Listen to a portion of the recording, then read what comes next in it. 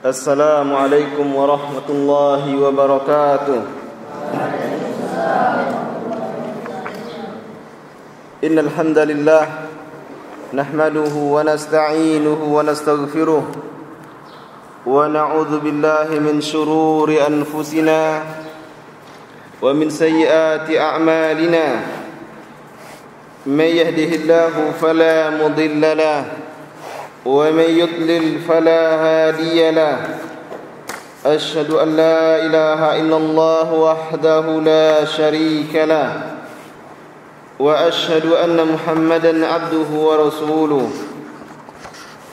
صلى الله عليه وعلى آله وأصحابه أجمعين ومن سار على نهجه وتمسك بسنته إلى يوم الدين وسلم تسليما كثيرا. يا أيها الذين آمنوا اتقوا الله حق تقاته ولا تموتن إلا وأنتم مسلمون. أما بعد فإن أصدق الحديث كتاب الله وخير الهدي هدي محمد صلى الله عليه وسلم وشر الأمور محدثاتها وكل محدثة بدعة وكل بدعة ضلالة وكل ضلالة في النار.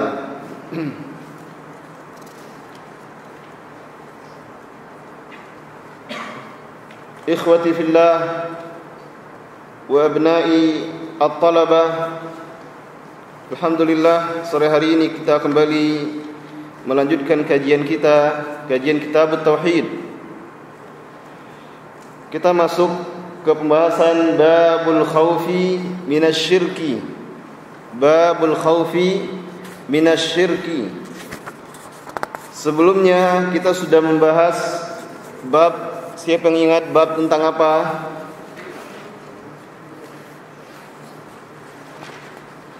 Siapa yang ingat sebelumnya kita pelajari bab tentang apa? Itu pembahasan hadisnya, masuk surga tanpa hisab. Babu man haqqaqa tauhid. Babu man haqqaqa tauhid. Apa lagi?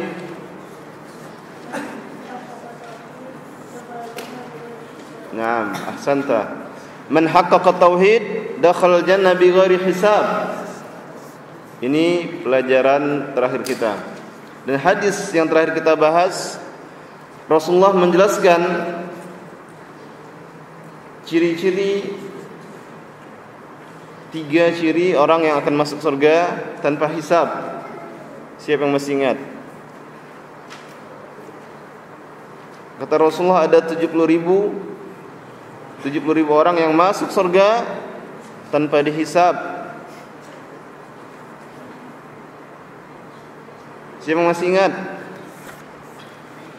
Siapa saja mereka? Orang yang tidak minta diruqyah. Kemudian wala yaktaun.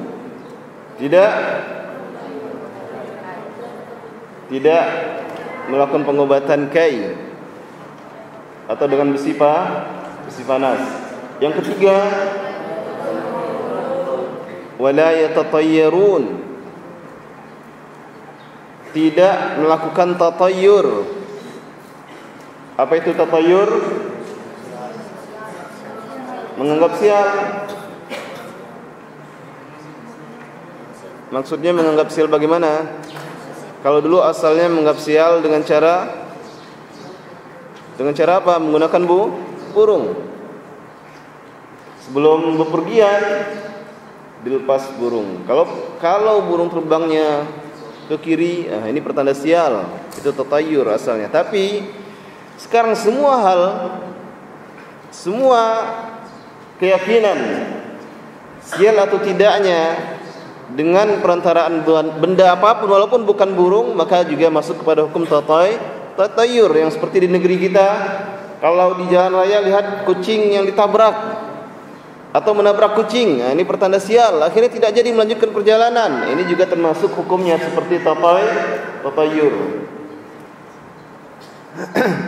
Kemudian tidak hanya 3 tadi, di akhir hadis apa kata Rasulullah? Wa hum ala rabbihim yatawakkalun. Humul ladzina la yastarqun wa la yaktawun wa la yatatayyarun wa hum ala rabbihim yatawakkalun. Lalu ada sahabat yang minta doakan kepada Rasulullah. Siapa yang masih ingat? Siapa sahabat tersebut? Qasyah bin Mihsan. Sudah kata Rasulullah, anta minhum. Qasyah termasuk dari 70 orang yang dinyatakan masuk surga tanpa hisab. Berarti masih ada 69.999 yang harus diperebutkan. Silahkan siapapun bisa untuk mendapatkannya dengan syarat yang tadi. La yastarqun wa la yaktawun wa la yatatayyarun wa hum ala rabbihim yatawakkalun. Benar-benar mentauhidkan Allah, tidak bergantung kepada selain Allah Subhanahu wa taala, tidak bergantung kepada makhluk, hanya bergantung kepada Allah Subhanahu wa taala. Nah, sekarang kita masuk ke bab yang menjelaskan tentang takut dari kesyirikan.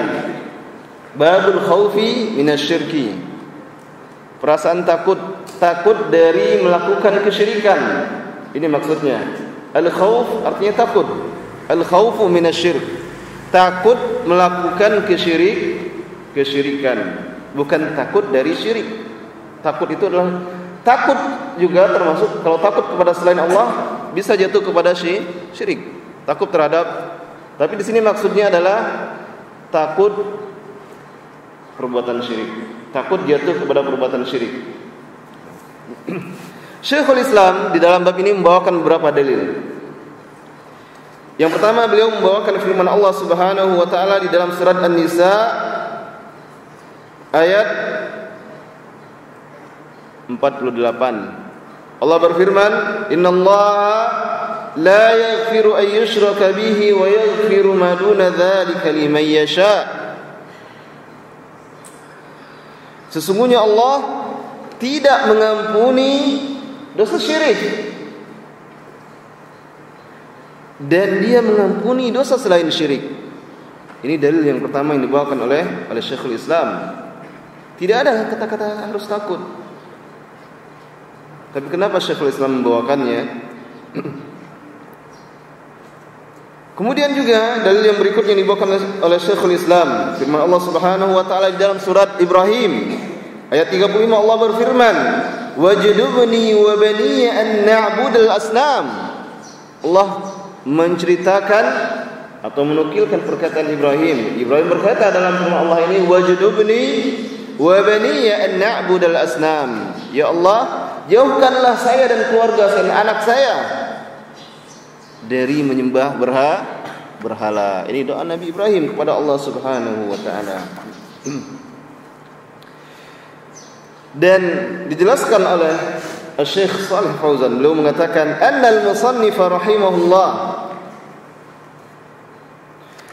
lamma dzakara at-tauhid wa fadlahu wa tahqiqahu nasaba an yadhkura al-khawfa min dhiddihi wa huwa syirk." Bahwasanya musannif atau penulis yaitu Syekhul Islam rahimahullah tatkala menjelaskan tentang tauhid, kemudian tentang keutamaan tauhid, kemudian juga tentang kewajiban menerapkan tauhid dan ganjaran yang akan didapat bagi orang-orang yang menerapkan tauhid dengan sebenar-benarnya, maka beliau atau penulis juga menjelaskan tentang takut jatuh kepada lawan dari tauhid, yaitu apa? Syirik. Hendaknya kita takut. Takut bagaimana?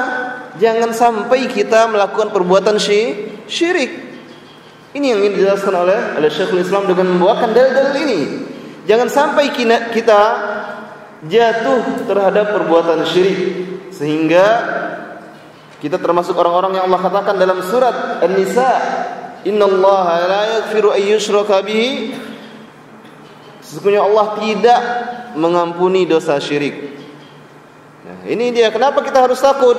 Karena Allah menegaskan, "Innallaha la yaghfiru an yushraka bihi wa yaghfiru ma duna dzalika liman yasha." Allah tidak mengampuni dosa syirik. Ini kenapa kita harus takut. Takut jangan sampai kita melakukan kesyirikan, karena Allah tidak akan mengampuninya. Maksudnya tidak mengampuninya kalau meninggal dalam keadaan melakukan kesyirikan.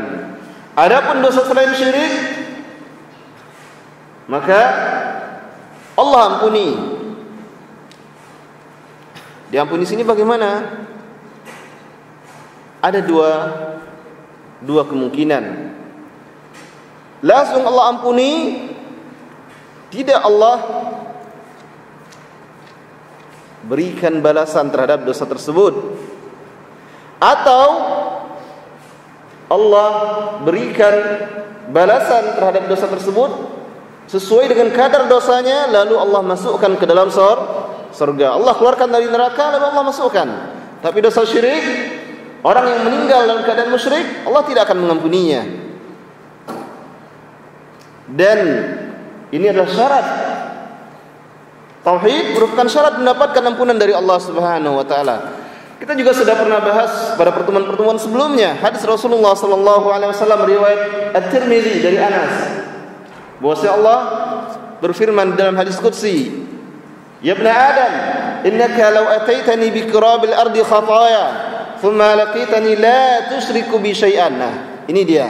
Wahai anak Adam, sesungguhnya engkau jika datang menemuiku dengan membawa dosa sebesar bumi, kata Allah Subhanahu wa taala, dan engkau menghadapku, yaitu meninggal, berpisah ruh dengan jasadmu, tidak dalam keadaan melakukan kesyirikan, la ataituka bi qurabil ardi maghfirah, kata Allah. Niscaya aku akan datang menemuimu dengan membawa ampunan juga sebesar bumi. Syaratnya apa? La tusyriku bi syai'an, tidak mensekutukanku. Nah, ini dia yang kenapa kita harus takut. Kenapa kita harus merasa takut jangan sampai kita jatuh kepada syirik. Kenapa? Karena Allah tidak mengampuni dosa kita. Seorang yang meninggal dalam keadaan musyrik, Allah tidak mengampuninya. Oleh karena itu, Syekhul Islam menjelaskan dalam bab ini, takutlah, hendaknya kita takut terhadap perbuatan syirik. Sebagaimana takutnya Nabi Ibrahim yang Allah kisahkan di dalam surat Ibrahim. Nabi Ibrahim berkata, "Wa junubni wa baniya an na'budal asnam," dan jauhkanlah aku dan anak-anakku dari beribadah kepada berhala.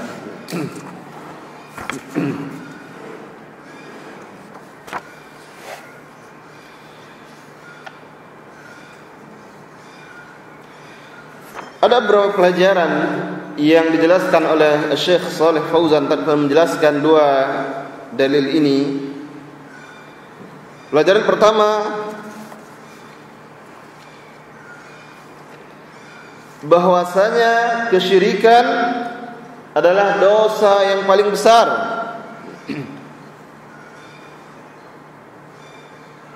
Karena Allah Subhanahu wa taala telah mengabarkan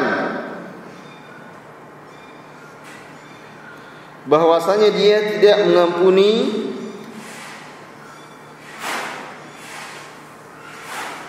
bagi orang yang tidak taubat dari dosa tersebut. Adapun kalau taubat, maka Allah mengampuninya. Allah Maha Pengampun dosa. Tapi yang tidak taubat, Allah tidak akan ampuni. Ini pelajaran yang pertama. Pelajaran yang kedua,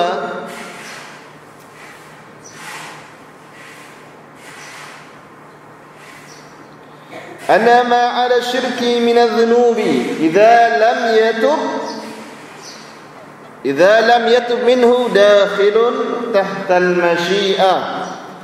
Bahwasanya selain dosa syirik, dosa apa saja selain dosa syirik? Banyak, tidak mungkin disebutkan satu persatu. Selain dosa syirik, maka dia masuk di bawah kehendak Allah. Apa maksudnya di bawah kehendak Allah?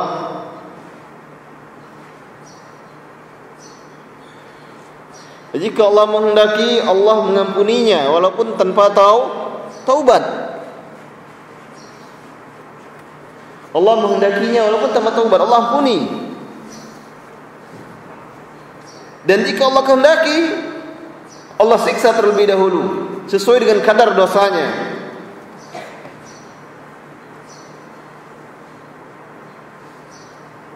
Ini pelajaran yang kedua.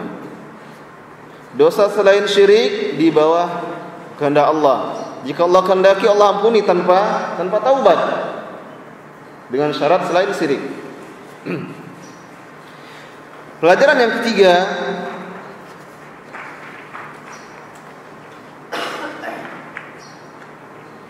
penjelasan tentang takut dari perbuatan syirik. Ini hadis, bukan hadis, sebenarnya Allah surat Ibrahim. Takut dari perbuatan syirik.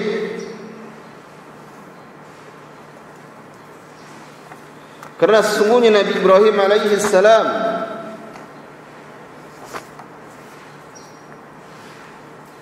yang merupakan pemimpin orang-orang yang lurus akidahnya.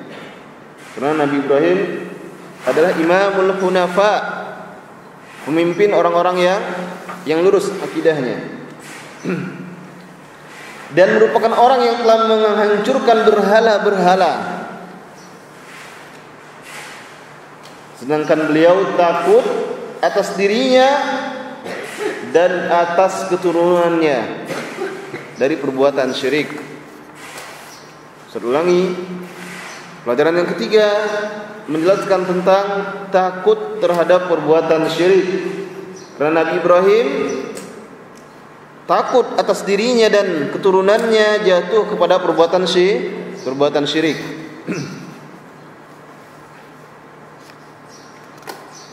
Kemudian pelajaran yang keempat, disyariatkannya doa untuk menghilangkan bala.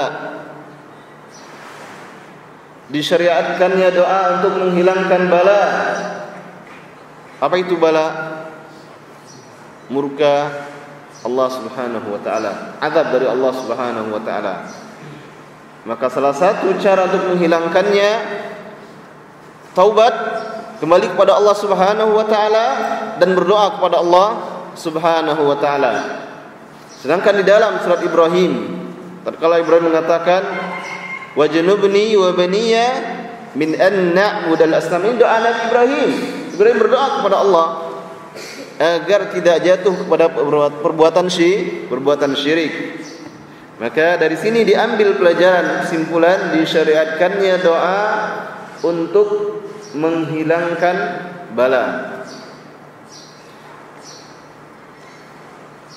Karena seorang hamba pasti butuh kepada Tuhannya. Tidak mungkin dia menghilangkan sendiri apa yang Allah timpakan kepadanya. Pelajaran yang kelima,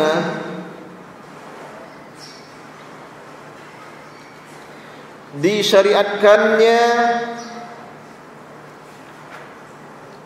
berdoa untuk diri dan keluarga sebagaimana yang dilakukan oleh Nabi Ibrahim. Disyariatkan berdoa untuk diri dan keluarga. Yang lajang-lajang, siapa keluarganya? Orang tuanya, saudara-saudaranya, itu keluarganya. Maka ketika berdoa jangan lupakan orang tua dan saudara-saudara antum dalam doa-doa antum. Doakan kebaikan untuk mereka. Kalau yang sudah berkeluarga, bertambah lagi keluarganya. Istrinya, anak-anaknya, itu keluarganya. Kemudian juga orang tua dan saudara-saudaranya. Doakan mereka dalam setiap doa-doa sebagaimana yang dilakukan oleh Nabi Ibrahim alaihi salam.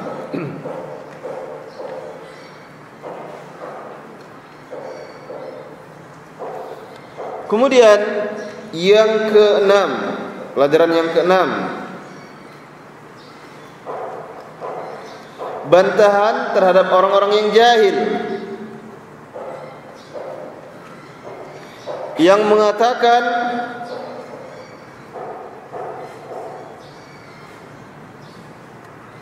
tidak akan terjadi kesyirikan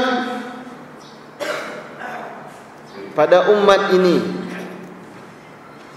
Jadi ada sebagian orang berkeyakinan mengatakan tidak akan terjadi kesyirikan pada umat ini setelah datang kepada mereka dakwah tauhid, maka tidak akan terjadi lagi kesyirikan.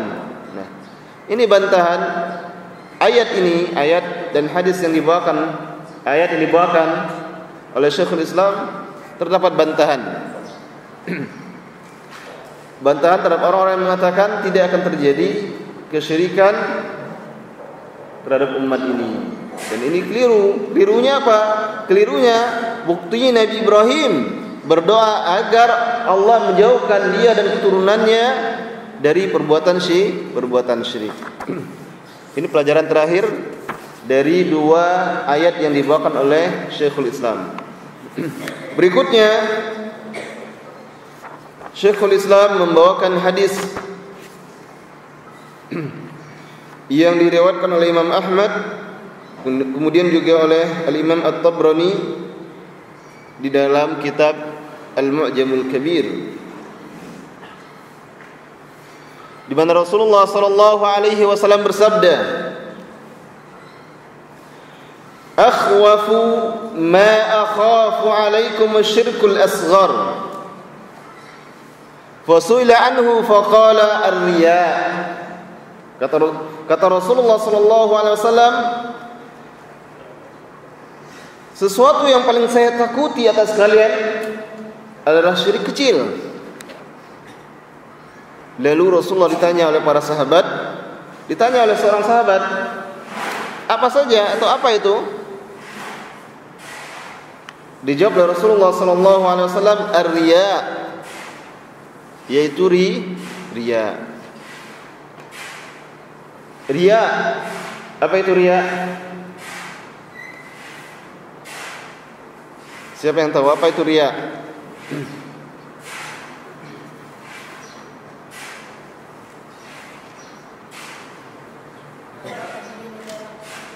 Mengharapkan pujian dari orang.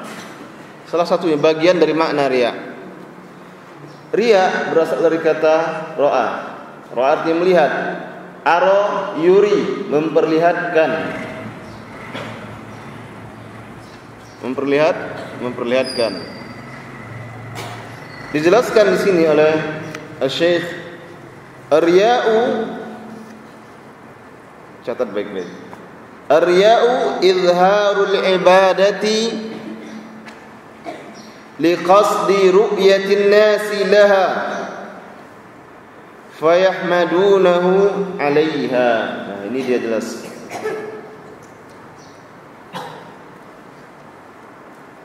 Riya itu adalah izharul ibadah, memperlihatkan ibadah,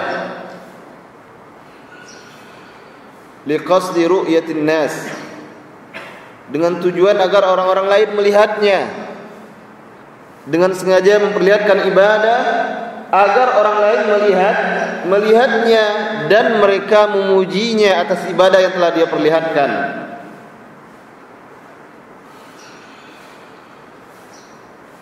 Kalau yang tadi dikatakan oleh Harfi, beribadah agar dipuji, sama. Memperlihatkan ibadah agar orang lain melihat dan memujinya. Ini dia riya. Dan riya salah satu perbuatan yang bisa terjadi kapan saja dan di mana saja, dan dalam ibadah apa saja. Oleh karena itu Rasulullah mengatakan, akhwafu ma akhafu alaikum, yang paling saya takuti dari kalian, kata Rasulullah sallallahu alaihi wasallam, asyirkul asghar, syirik kecil, yaitu riya. Kenapa demikian? Karena dapat terjadi, bisa menimpa siapa saja.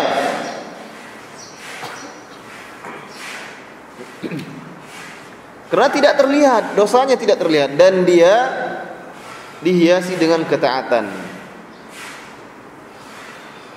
Orang yang rajin ibadah, rajin sholat, bahkan sholat sunat rutin, tidak ada yang tahu apakah dia benar-benar ikhlas karena Allah Subhanahu wa taala atau karena yang lainnya. Tidak ada yang tahu kecuali hanya Allah Subhanahu wa taala. Seorang mukmin yang rajin melakukan ibadah, melakukan puasa sunat, menahan haus dan lapar dan sebagainya, tidak ada yang tahu pasti kecuali Allah Subhanahu wa taala. Begitu seterusnya. Yang rajin bersedekah, menginfakkan hartanya di jalan Allah, tidak ada yang tahu. Padahal ini merupakan dosa yang sangat besar dampaknya. Bahkan antum pernah mendengarkan hadis 3 orang yang merupakan orang-orang yang pertama kali diseret ke neraka. Yang pertama orang yang berjuang, berjihad di jalan Allah, lalu dia terbunuh. Tapi dia berjuang, berjihad karena ingin dikatakan pemberani, ingin dikatakan, ingin dipuji sebagai seorang kesatria. Tidak ada yang tahu kecuali hanya Allah. Lalu dia diseret ke neraka.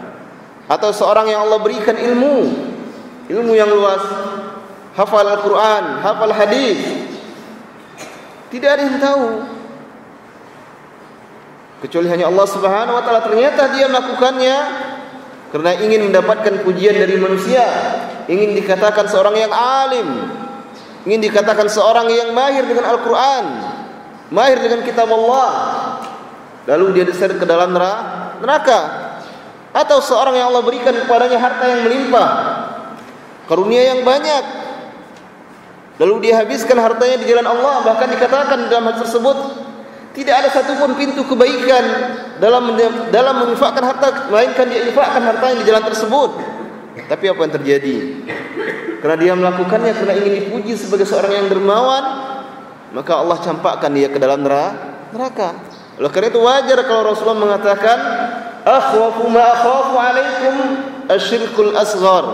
Sesuatu yang paling saya takuti terhadap kalian, kata Rasulullah, adalah syirik kecil, yaitu riya. Oleh karena itu Nabi Ibrahim berlindung dari perbuatan syirik.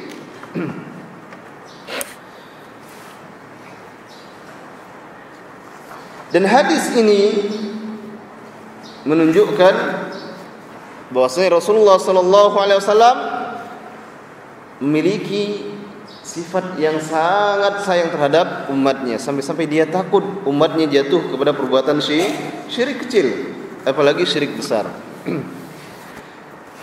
Pelajaran pertama dari hadis ini,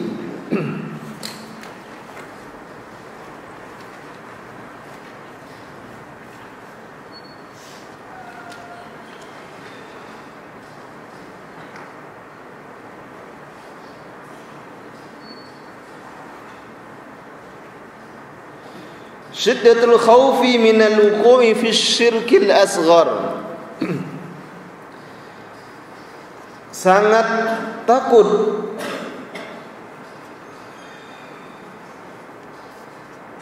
jatuh terhadap perbuatan syirik kecil. Saya ulangi, penjelasan tentang sangat takutnya Rasulullah sallallahu alaihi wasallam terhadap jatuh dalam melakukan syirik kecil. Dan ini dari dua sisi. Ini dilihat dari dua sisi.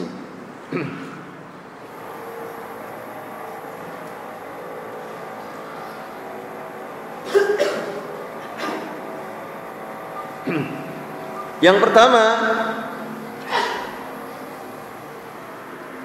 bahwasanya Rasulullah sallallahu alaihi wasallam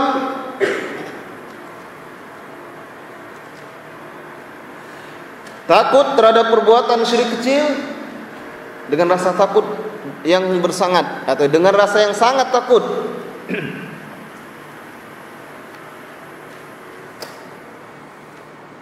Ini sisi yang pertama. Kemudian yang kedua,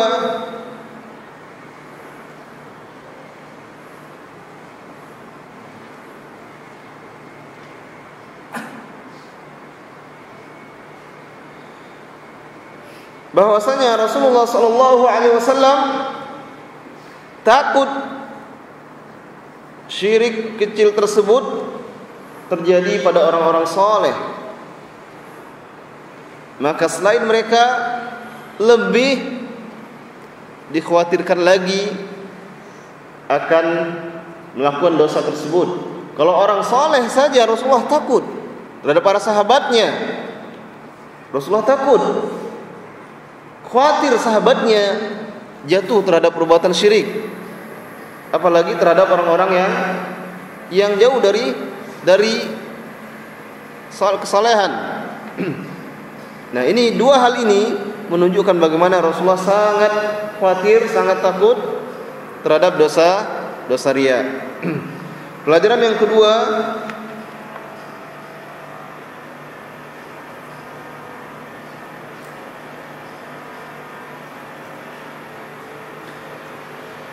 hadis ini menunjukkan besarnya kasih sayang Rasulullah sallallahu alaihi wasallam terhadap umatnya.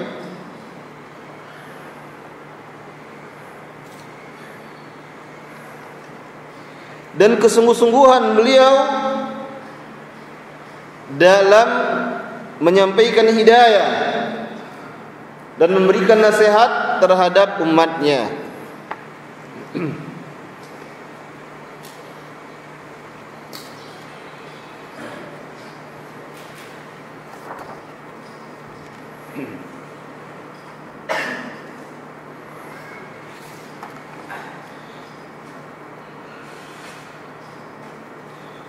Pelajaran yang ketiga atau yang terakhir,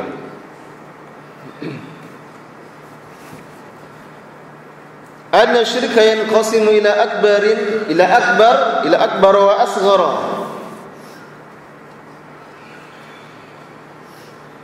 Bahwasanya syirik terbagi kepada syirik besar dan syirik kecil.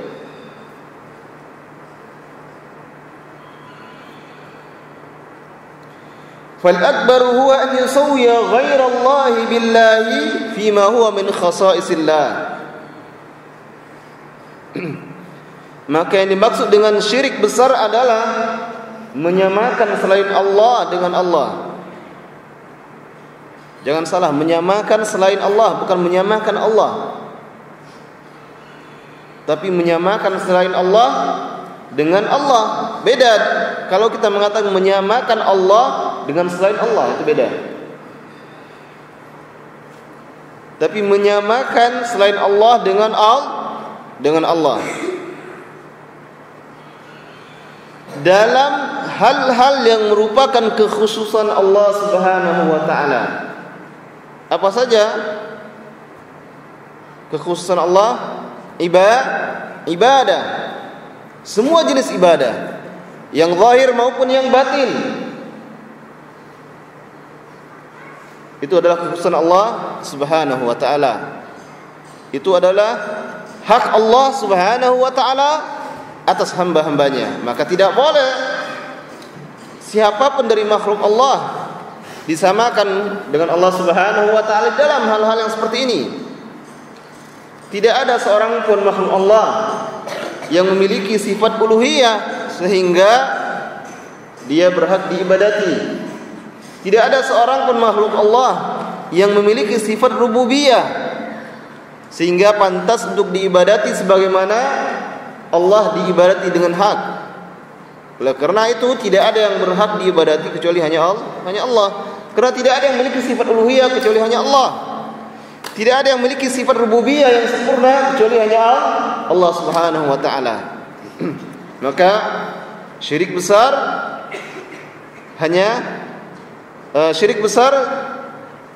ini menghilangkan tauhid dan menghilangkan keimanan dari seorang hamba.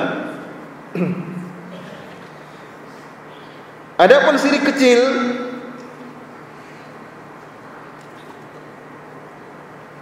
ma ata fil nususi annahu syirkun wa lam yasil ila haddil akbar. Segala sesuatu yang datang penjelasannya di dalam dalil-dalil disebutkan sebagai syirik, akan tapi tidak sampai kepada batas syirik besar, maka hal tersebut masuk ke dalam syirik kecil, dan syirik kecil hanya menghilangkan pahala ibadah yang di dalamnya ada syirik tersebut. Kalau syirik besar menghapuskan semua ibadah. Syirik besar menghilangkan semua amalan yang dilakukan oleh seorang hamba. Adapun syirik kecil hanya menghilangkan amalan yang di dalamnya terdapat syirik kecil tersebut. Contoh yang pernah saya jelaskan di sini apa contohnya? Kalau syirik besar jelas semua ibadah tidak ada manfaatnya. Puasa, salat, zakat sepanjang hayatnya, kalau dia tidak taubat tidak ada manfaatnya. Kalau dia mati dalam keadaan musyrik, syirik besar. Kalau syirik kecil hanya ibadah yang di dalamnya terdapat perbuatan syirik itu saja yang tidak ada pahalanya. Contohnya apa? Siapa yang bisa memberikan contoh? Jimat syirik besar. Contohnya apa? Tadi sudah dijelaskan syirik kecil itu riya. Contohnya seperti apa? Contohnya itu contoh syirik kecil. Ustaz ingin penjelasan contoh ibadah yang hanya ada syiriknya saja yang hilang. Apa contohnya? Tafadhal ya Syekh Eko. Menuntut ilmu agar dibilang ulama. Termasuk syirik kecil kalau terus menerus maka dia akan menggiring kepada syirik besar. Yang pernah Anda berikan contoh, dengarkan baik-baik. Salat 5 waktu. Salat 5 waktu. Seseorang salat subuh dia ikhlas karena Allah. Salat zuhur ikhlas karena Allah. Salat asar ternyata ketika salat asar dia riya. Kenapa? Karena datang orang tuanya mau berkunjung, ada orang tuanya. Dia salatnya betul-betul tepat waktu. Tidak lagi terlambat, tidak lagi masbuk. Salat asar dia sudah duduk di saf terdepan karena ada orang tuanya. Kemudian salat maghrib karena tidak ada lagi yang diharapkan ujiannya, dia ikhlas betul-betul walaupun tidak sempurna, walaupun dia di saf belakang, tapi dia benar-benar melaksanakan salat karena Allah, tidak terpaksa atau tidak mengharapkan yang lainnya. Isa juga demikian. Nah, di antara 5 salat yang dia lakukan, apakah semua salatnya hilang pahalanya? Salat subuhnya ikhlas tidak hilang pahalanya, tetap dia mendapatkan pahala dari salat subuhnya. Salat zuhurnya yang ikhlas, tetap dia mendapatkan ganjaran dari salat zuhurnya. Tapi salat asarnya yang dia lakukan dengan sesempurna mungkin karena ingin mengharapkan pujian dari orang tuanya. Orang tuanya melihat anak sehat, masya Allah. Salat azan lagi, mengumandangkan azan karena ingin orang tuanya mendengar. Ya. Yang hilang atau pahalanya yang hilang hanya salat asarnya saja. Nah, ini bedanya dengan syirik besar. Syirik besar, semua pahala, semua ibadah, semua amal soleh tidak ada manfaatnya. Semuanya akan hilang. Beda dengan syirik kecil.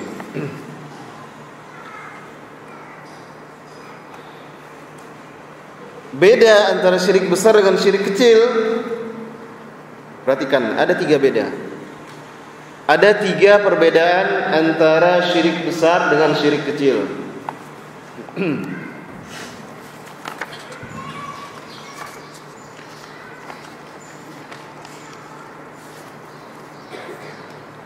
Yang pertama,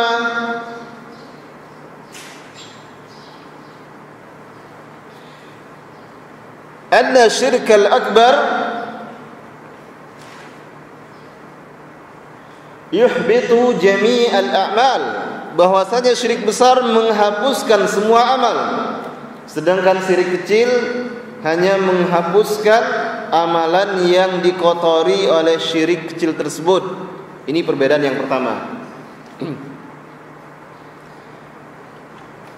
Ana ulangi, syirik besar menghapuskan semua amal. Syirik kecil hanya menghapuskan amalan yang dikotori oleh perbuatan syirik tersebut. Tadi contoh sudah saya jelaskan.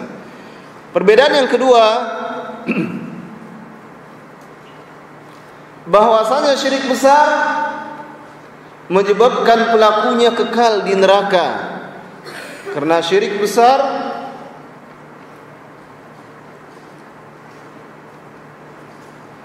menyebabkan kekufuran. Bahwasanya syirik besar menyebabkan pelakunya kekal di neraka, sedangkan syirik kecil tidak mengekalkan pelakunya di neraka.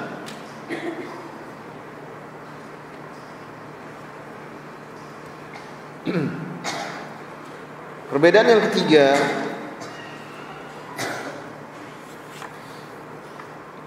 bahwasanya syirik besar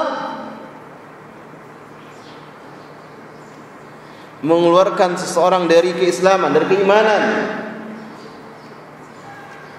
Syirik besar mengeluarkan seseorang dari keimanan, sedangkan syirik kecil tidak menghilangkan keimanan seseorang.